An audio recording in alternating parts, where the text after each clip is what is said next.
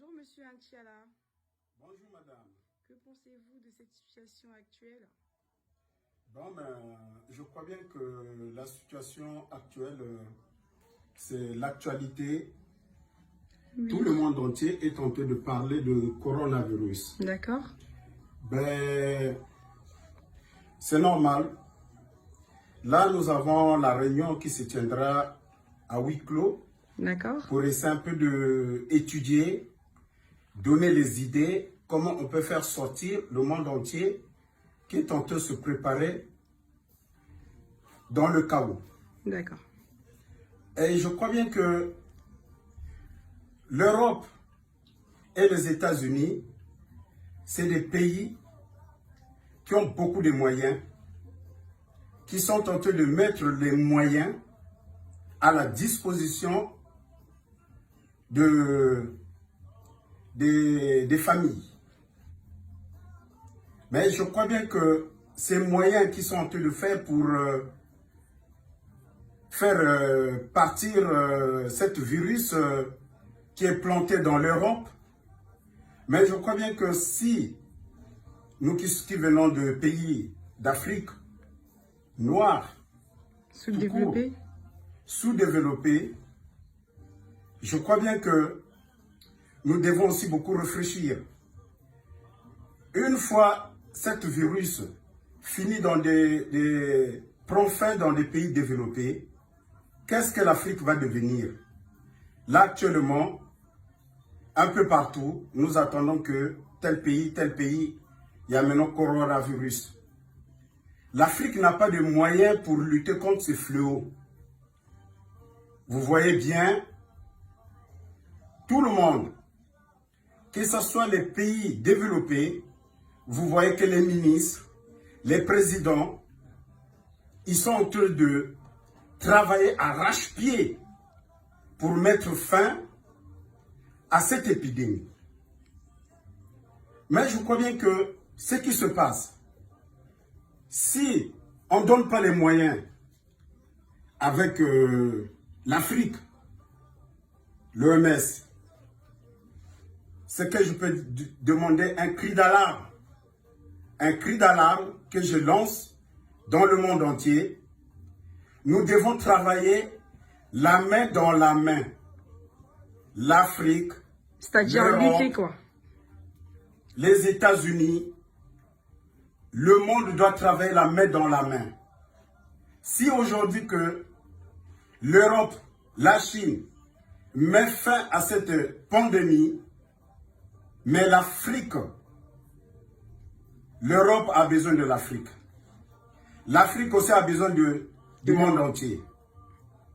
Si quelque part en Afrique il y a des maladies, cet virus va continuer à propager en Afrique. Dans le monde entier aussi. Dans le monde entier, c'est comme on n'a rien fait.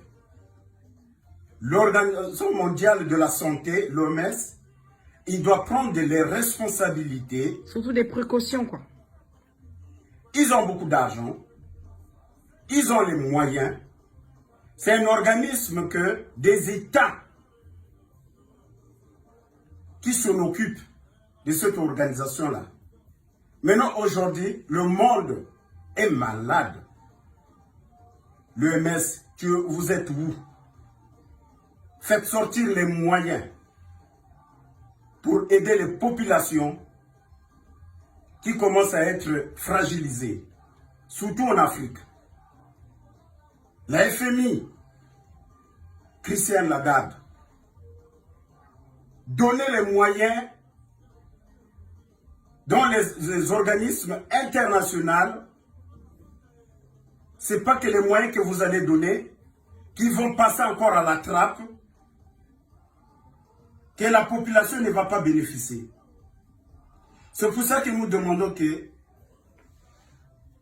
mettre les gens en quarantaine, surtout en Afrique. Normalement, nous voyons les élections en Afrique, ça se passe. Les présidents, quand ils posent leur candidature, nous voyons certains partis qui distribuent à manger, ils donnent les vêtements, ils donnent de l'huile, ils donnent tout. Mais pour mettre l'Afrique en quarantaine, nous cherchons les donateurs. Nous cherchons les donateurs qui doivent aider l'Afrique, nous porter du riz, nous porter les premiers soins de nécessité pour mettre l'Afrique aussi en quarantaine. Sinon, ce qu'on va faire, ça sera que du vanité de vanité. Une fois la maladie est finie en Europe, en Afrique, les gens sont malades. Ce sont les mêmes gens qui vont prendre les mêmes vols pour aller aux États-Unis, pour aller en tiers-monde. C'est comme nous n'avons rien fait. Donc voilà pour laquelle je demande l'unité, l'unité, l'unité. Et je voulais sauver aussi l'artiste qui est au RDC, on l'appelle Siatou, c'est Siatoula ou un truc. Celui qui a parlé que nous sommes en train de pleurer, que le virus arrive dans notre pays. Nous avons les gens pour mourir. En fait, il a passé le message. Ne le critiquez pas, c'est un artiste. Il a passé le message, les gens sont là pour mourir. En disant que la population du RDC, ils sont beaucoup nombreux que par rapport aux pays qui viennent diriger, qui font du vol dans leur pays. Ils sont peut-être moins à 2 millions, à 4 millions.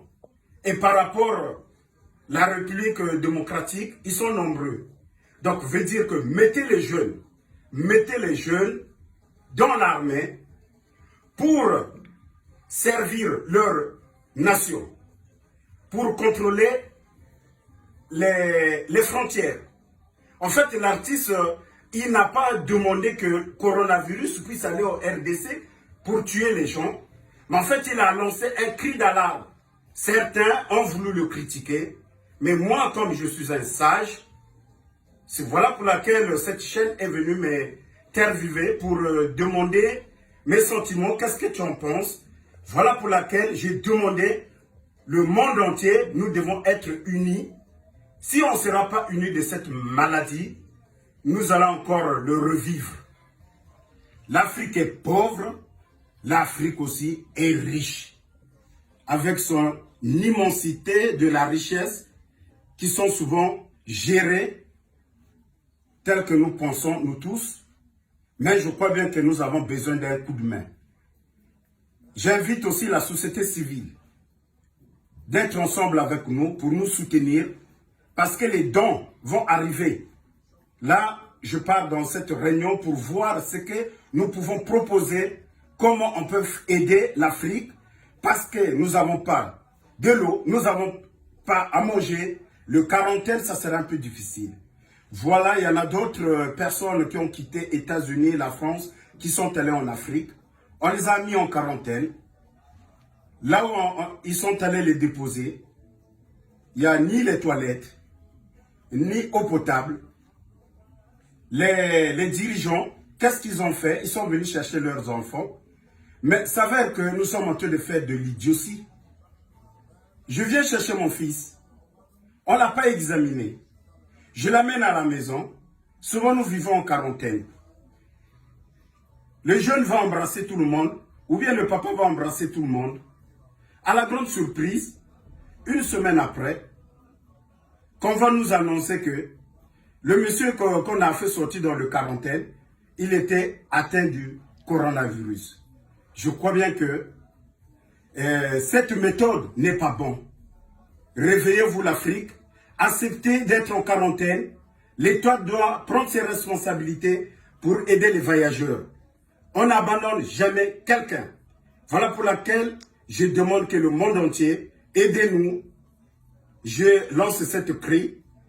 Tout ce monde qui veulent nous soutenir, nous avons des associations que nous avons consultées.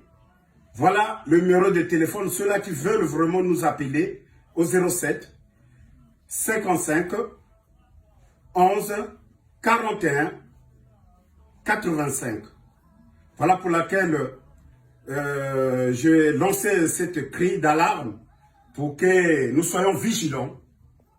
Soyons vigilants, surtout que nous avons des moyens de transport qui sont un peu précaires.